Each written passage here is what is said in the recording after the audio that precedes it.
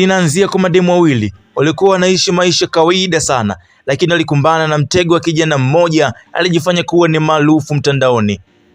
Mademu wawili, Amani na Lina, walikuwa wakifanya kazi ofisi moja wakiwa marafiki wazuri kupindukia.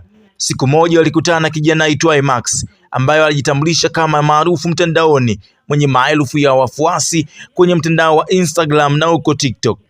Max alikuwa na mtindo wa maisha kifahari na alionekana kuwa mwenye pesa nyingi, kitu kilichofanya Amani na Lina kuvutiwa sana. Max aliyotongoza kwa ustadi mkubwa mno, alijua jinsi ya kuzungumza kwa ustaarabu, kutoa vichangamoto na kupendekeza safari za kifahari, ahadi zisizoisha kesho na leo.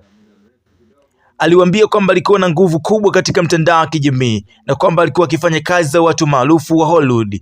Aliwadanganya kuwa alitaka kuwa na uhusiano wa kimapenzi mademu wao wote wawili, na kwamba alikuwa akitafuta mpenzi ambaye angeweza kumsaidia kufikisha mbali zaidi kazi zake.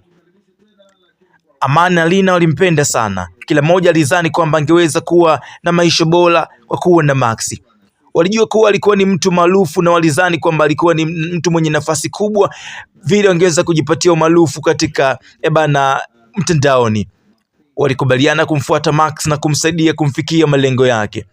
Lakini kumbe Max alikuwa akijifanya mtu tu maarufu, alikuwa na akaunti bandia mtandaoni zinazochapisha picha za kifahari na kutumia majina ya watu maarufu ili kuweza kujipatia umaarufu zaidi. Alikuwa akitafuta mwanamke ambaye angeweza kumsaidia kutangaza akaunti zake ili apate wafuasi zaidi.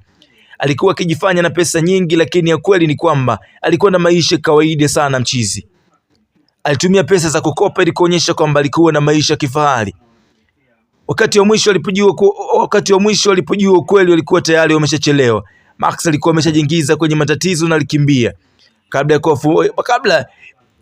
ya kufunulia mademu wote wawili nini ambacho kilikuwa kimetokea, Amani na Lina walikuwa wamejikuta wakichekwa na wakiwa na aibu kuwa waliamini kuwa wamepata mtu maarufu mtandaoni akijifanya ni mwenye maisha kifahari, kumbe wameangukia pua. Lakini walikuwa wamejifunza kuwa wasio na shaka kwa maisha ya mtandaoni, watu wanafeki sana maisha yao. Ile picha linaitwa Max na mademu wawili kibahati bahati.